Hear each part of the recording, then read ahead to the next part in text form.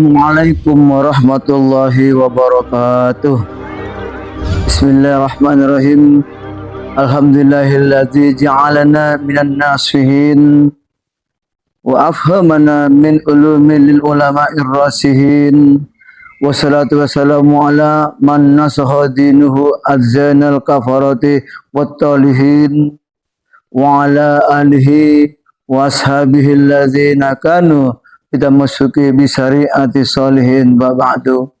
Masyaallah muslimin yang dimuliakan Allah, kita sekarang memasuki bulan Zulhijjah, bulan haji yang mana di dalamnya kita banyak dianjurkan untuk taqarrub ilallah, ya, khususnya menghadapi Aidul Kurban atau bulan haji, yang khususnya dalam menghadapi Idul Adha, maka dianjurkan untuk kita untuk mensiarkan kurban, karena kurban itu merupakan sunnah muakkadah yang sangat-sangat dianjurkan bagi mereka yang mampu, bagi mereka yang memiliki kemampuan di saat itu, maka sangat-sangat dianjurkan.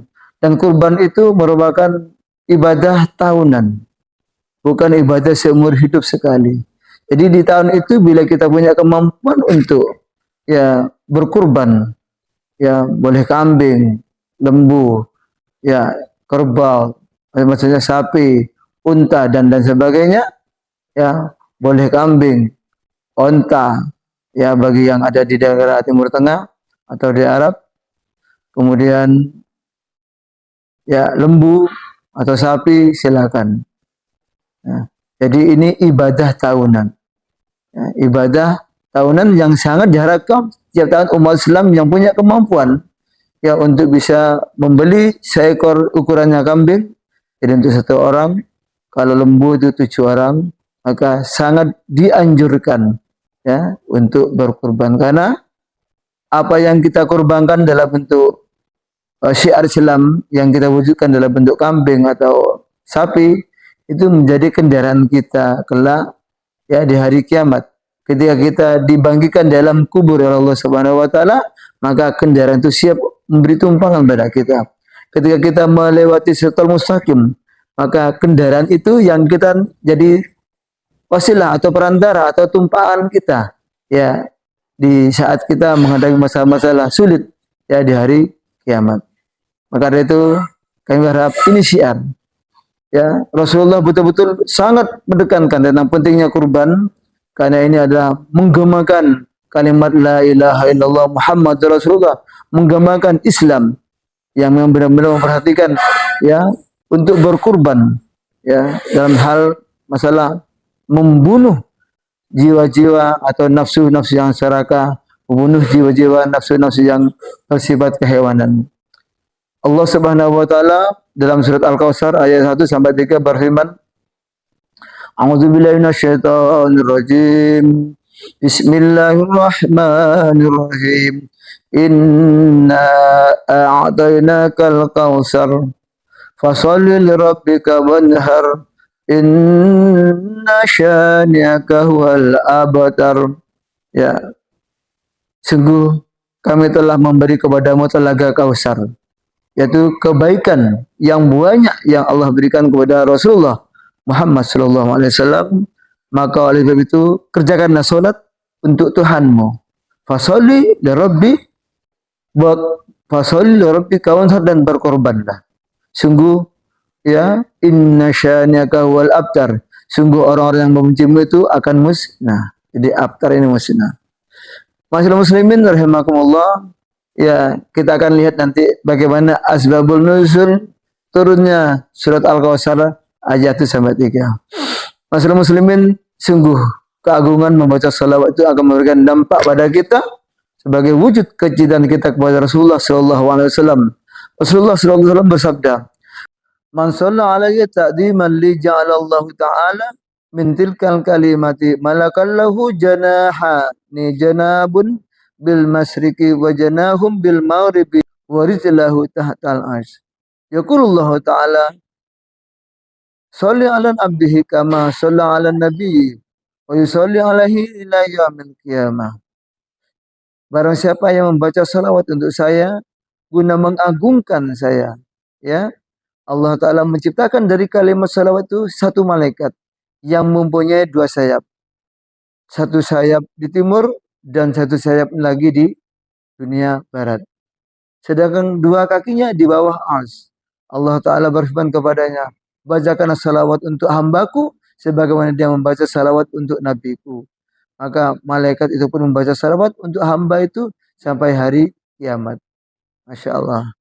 Luar biasa kuota membaca salawat kepada Rasulullah Sallallahu Alaihi Wasallam. Ya, Masyarakat muslimin yang dimuliakan Allah, Imam Muslim meriwayatkan dari Anas radhiyallahu anhu bahwa Anas berkata, beliau Nabi alaihi salatu wasallam tidur dengan tiduran, ya, atau tiduran ringan, ya, tidur masih dalam keadaan sadar. Jadi tidur masih dalam keadaan sadar. Kemudian beliau bangkit dan mengangkat kepalanya sambil tersenyum. Maka beliau ditanya, apakah yang menjadikan engkau tertawa, hai Rasulullah? Kemudian beliau menjawab, baru saja turun satu surat kepada saya. Maka beliau membacakan kepada kami, Bismillahirrahmanirrahim. Inna a'tainakal kautsar. Fasholli li rabbika wanhar. Inna syani'aka huwal abtar. Di ayat ini untuk menghibur Rasulullah. Yang kala itu Rasulullah bersedih karena satu cemoan dari musuh-musuhnya itu kaum Quraisy. Bagaimana kelanjutan dari Abah bin Sulni? Kita kita terangkan habis ini. Ya. Jadi maknanya seperti yang saya sebutkan tadi, ya. Yang terpenting di sini inna syanaka huwal abtar. Sungguh orang-orang yang membencimu yaitu orang-orang Quraisy itu akan musnah, al-abtar. Sebab turunnya ayat ini seperti apa yang disampaikan dari Abi Soleh dari Ibnu Abbas bahwa dia berkata, sungguh Ash bin Wa'il bin Hisham melihat Rasulullah Shallallahu Alaihi Wasallam keluar dari masjid. Sedang dia masuk, ya, maka keduanya berjumpa di pintu dan keduanya berbicara. Sedang sekumpulan dari kaum Quraisy berada di dalam masjid juga. Ketika Ash bin Wa'il masuk sampai kepada mereka, maka mereka sama bertanya, siapakah yang kau ajak bicara? Kata kelompok orang-orang Quraisy itu. Dia jawab, dia itu al-abtar. Apa maksudnya al-abtar? Ya, musnah. Apa makna musnah di sini? Maka kita terangkan di sini. Dia mengatakan seperti itu.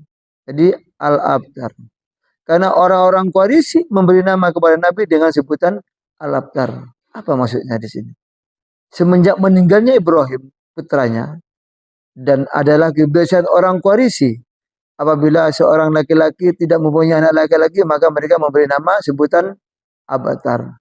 Beliau Nabi Shallallahu Alaihi Wasallam mendengar apa yang dibicarakan oleh, ya, Ash bin Wa'il bin Hisham, maka beliau menjadi susah hatinya. Lalu Allah Subhanahu Wa Taala menurunkan surat tersebut sebagai hiburan beliau dan sebagai jawaban terhadap musuhnya. Kalau anak itu laki-laki tetapi hidup, maka tidak terhindar mungkin dia menjadi nabi atau tidak. Ya, kalau tidak menjadi nabi, maka engkau tidak mempunyai kemuliaan kepadanya, dan jika tidak menjadi nabi, maka engkau tidak menjadi pungkasan atau penutup dari semua nabi-nabi. Dan aku selalu mendampingkan namaku dengan namamu dalam tauhid la ilaha illallah Muhammadun Rasulullah.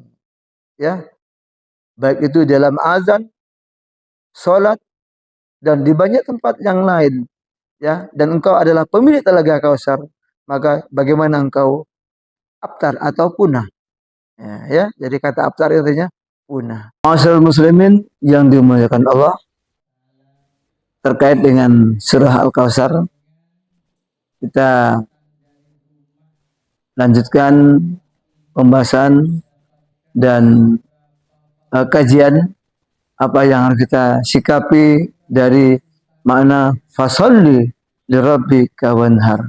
Maka serahlah untuk Tuhanmu, untukku, kata Allah, kawanhar, dan berkorbanlah. Ya, Nabi Agung, ya, Muhammad SAW bersabda, ya, Mangkan lahu sa'atun. Ya, barang siapa yang mempunyai keluasaan dalam rezeki. Barang siapa yang mempunyai kelebihan rezeki. Barang siapa yang ada kemampuan dari apa yang sudah diamalkan lebih, ya ini kelebihan, ya, mangkan lahu sa'atun. Walam yudahi, ya, dan dia tidak mau berkorban, ya, fal yamut insya'a yahudiyan wa insya'a nasraniyan. Dia tidak mau berkorban, maka biarlah dia itu mati, ya, dia mau menghendaki sebagai orang Yahudi meninggalnya atau menghendaki sebagai Nasrani. Masya Allah. Suruh milih. Kalau dia punya kemampuan, sadar ada kelebihan rezeki yang cukup untuk membeli hewan kurban, katakanlah yang terkecil kambing, yang sekarang harganya 3 juta atau 3 juta 250, bahkan di bawah 3 juta boleh. Ada yang ngopeni waktu kecil, sehingga dalam umurnya 1 tahun atau 2 tahun cukup disembelih. Maka ini ada kemampuan. Apa yang kita makan sudah cukup. Lebihnya maka bisa kita berikan alat-alat, ya, rumah tangga yang lain, kendaraan. Itu berarti cukup.